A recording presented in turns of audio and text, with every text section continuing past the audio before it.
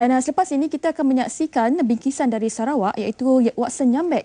Kalau anda masih ingat, beliau merupakan pelari pecut negara berasal dari Miri yang pernah memecah rekod dalam kejohanan olahraga terbuka Malaysia pada tahun 1998 dan dengan kepatasan 10.30 saat sehingga mendapat julukan The Flying Dayak. Jadi apa pun kita saksikan dulu bingkisan yang disediakan ini.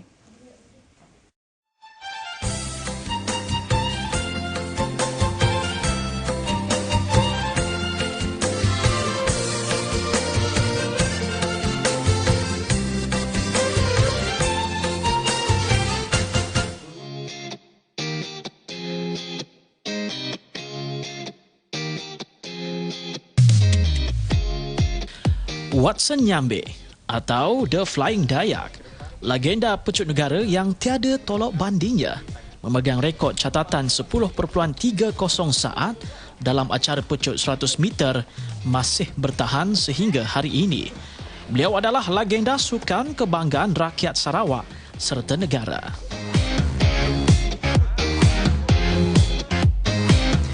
Dilahirkan di Miri, Sarawak, Watson Nyambek mula bergiat aktif dalam bidang olahraga sejak di bangku sekolah lagi.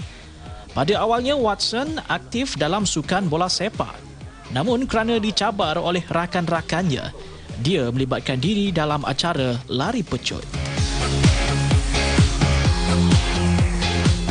Saya cuba untuk berlatih untuk menyahut cabaran mereka. Jadi saya cuba dalam acara 1 dan 200 meter lah. Dari situ saya cuba target masuk sukan olahraga ni sampai ke tahap Sarawak. Rekod kebangsaan sebelum ini dipegang oleh Dato' Dr. M. Jagitisan yang mempertahankan masa 10.38 saat pada tahun 1966.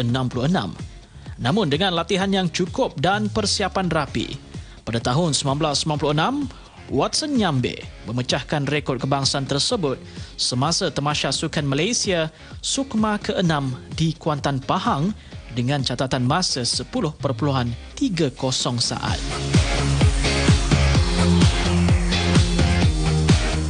Walaupun rutin harian sibuk dengan latihan di lapangan, namun beliau tidak mengabaikan masa dengan keluarga dan rakan-rakan. Latihan kami pada masa itu pagi dan petang ataupun malam kadang-kadang. Jadi saya membagikan masa saya dengan keluarga sebelah tengah hari, lepas tu petang saya turun training, lepas tu dengan keluarga baliklah.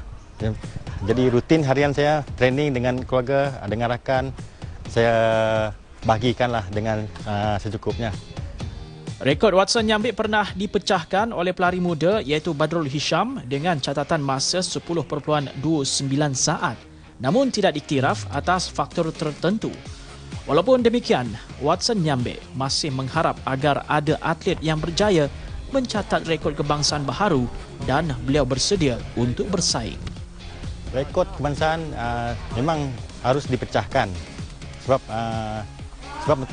matlamat mereka adalah untuk memecahkan rekod dan melayakkan diri ke sukan Olimpik.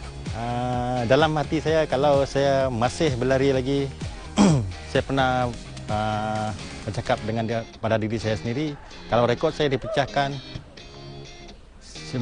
kemungkinan saya akan berlatih lagi untuk bersaing pada mereka. Kini berusia 40 tahun, Watson Nyambek lebih banyak meluangkan masa melatih dan memantau anak-anak buahnya untuk menghadapi acara sukan di peringkat sekolah maupun kebangsaan. Dan kini, beliau banyak membuat persiapan untuk menghadapi Sukan Malaysia Sukma ke-18 tahun ini di Sarawak. Beliau sentiasa berpesan kepada atlet di bawah jagaannya agar terus mencuba segala upaya dalam mencapai kejayaan dan tidak takut kepada kegagalan kerana itu merupakan guru yang terbaik untuk berjaya.